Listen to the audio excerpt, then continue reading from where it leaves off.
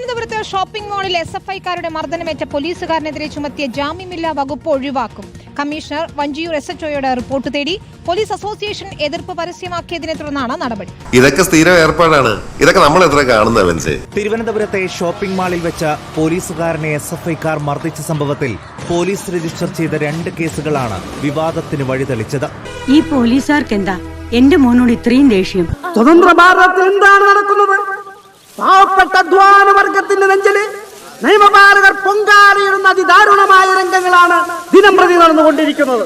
SFIക്കാർക്കെതിരെ ജാമ്യം കിട്ടുന്ന വകുപ്പ് ചുമത്തിയപ്പോൾ AR ക്യാമ്പിലെ senior civil police officer Mithun റോയ്ക്കും ഒപ്പമുണ്ടായിരുന്ന യുവതിക്കുമെതിരെ ചുമത്തിയത് ഇടിവളയെന്ന ആയുധം കൊണ്ടാക്രമിച്ചെന്ന ജാമ്യമില്ലാ വകുപ്പ്. പോലീസുകാരൊക്കെ എന്ത് തോന്നിയാസും കാണിക്കാം. സേനയ്ക്കുള്ളിൽ തന്നെ ഈ നടപടിയിൽ കടുത്ത അമർഷം പുകഞ്ഞതോടെ Thiruvananthapuram city police commissioner report തേടി. ഈ പോലീസ് ഉദ്യോഗസ്ഥർക്കെതിരായിട്ട് ഏത് സാഹചര്യത്തിലാണ് നോൺ വെയിലബിൾ വകുപ്പ് ചുമത്തി കേസെടുക്കേണ്ടി വന്ന് ആ കാര്യങ്ങൾ അടിയന്തരമായിട്ട് പരിശോധിച്ച് നടപടി സ്വീകരിക്കാൻ ACP ശംഖുമുഖം നമ്മൾ നിർദ്ദേശം നൽകിയിരിക്കുകയാണ്.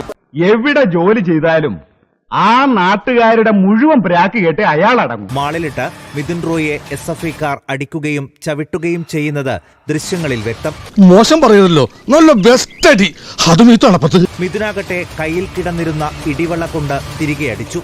ജാമ്യമില്ലാ വകുപ്പ് ചുമത്തിയത് പുനഃപരിശോധിക്കണമെന്നാണ് സേനയ്ക്കുള്ളിലെ ആവശ്യം. ചോദിച്ചു മേടിച്ചതാ സാറേ, സതീശനെ അറിയാലോ. സർക്കാർ അടിയന്തര നടപടി സ്വീകരിക്കണമെന്ന് പോലീസ് അസോസിയേഷനും ആവശ്യപ്പെട്ടു. സാഹസികമായ ജീവിതമാണല്ലോ ഞങ്ങളുടേത്. അതൊക്കെ പതിവായി സംഭവിക്കാറുള്ളതാണ്. വല്ല കാര്യമുണ്ടോ അടി കിട്ടുന്നിടത്ത് മുഖം കാണിച്ചിട്ട്? ഈ മുഖം കാണിച്ച അടിയെ കിട്ടൂ.